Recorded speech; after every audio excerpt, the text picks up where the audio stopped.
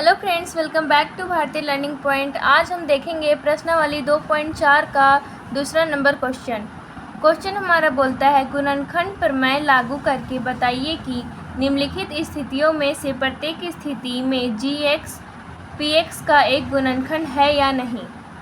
पहला क्वेश्चन हमारा है px इक्वल टू 2x का पावर 3 प्लस x का power square minus 2x minus 1, जहाँ पे gx equal to x plus 1 दिया हुआ है। आगे हमको क्वेश्चन में शून्य ज्ञात करना पड़ेगा। तो gx का वैल्यू दिया हुआ है x प्लस 1। अब इसका शून्य ज्ञात करना है हमें। x plus 1 equal to 0।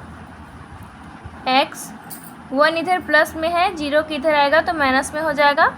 अब हम x का वैल्यू पुट करेंगे क्वेश्चन में। क्वेश्चन हमारा है px इक्वल टू 2x का पावर क्यूब प्लस x का power square minus 2x minus 1।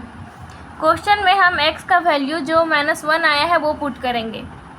2 into minus 1 का होल क्यूब प्लस माइनस 1 का square minus 2 minus 1 minus 1।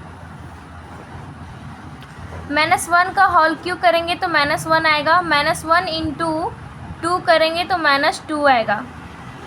Minus 1 का होल स्क्वायर करेंगे तो प्लस 1 आएगा। प्लस 1 इंटू प्लस 1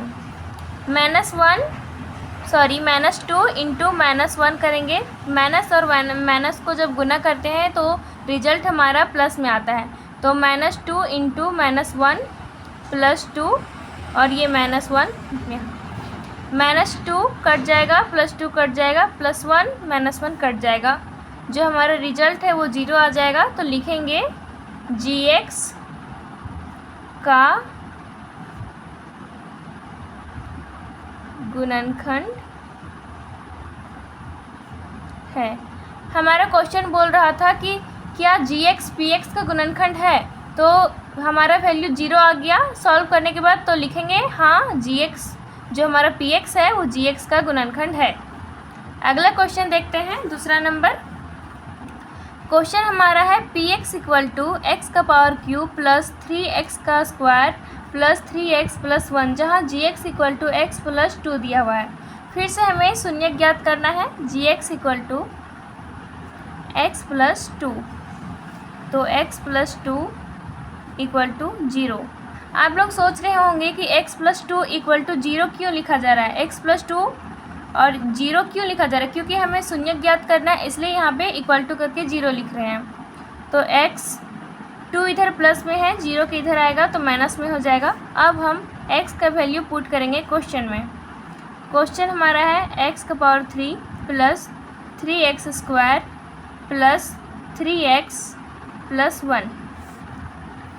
हमारा x का वैल्यू है माइनस 2, तो माइनस का whole cube plus 3 into minus का whole square plus 3 into minus 2 plus 1।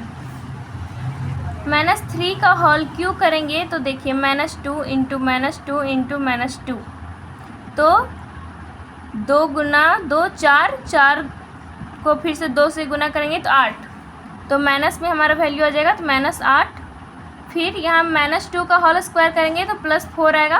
Plus 4 into plus 3 हमारा हो जाएगा प्लस 12। यहाँ पे माइनस 2 है, इंटू प्लस 3 करेंगे तो हमारा हो जाएगा माइनस 6 प्लस 1। माइनस 8 और माइनस 6 को जोड़ेंगे, क्योंकि माइनस माइनस जुड़ता है, तो मेरा माइनस 14 आएगा। प्लस 12 और प्लस 1 को जोड़ेंगे तो प्लस 13 आएगा। तो हमारा जो वैल्यू है वो हमारा माइनस 1 आएगा। माइनस 14 में अगर 13 घटाएंगे तो माइनस 1 आएगा। तो लिखेंगे gx का गुणनखंड नहीं है। अगर हमारा वैल्यू यहाँ पे माइनस 1 की जगह 0 आता तो हमारा जो px है वो gx का गुणनखंड होता, लेकिन हमारा वैल्यू माइनस 1 आया है, इसलिए जो हमारा px है gx का गुणनखंड नहीं है। लास्ट क्वेश्चन देखते हैं, तीसरा नंबर। px का वैल्यू दिया हुआ है x का पावर 3 माइनस 4x² प्लस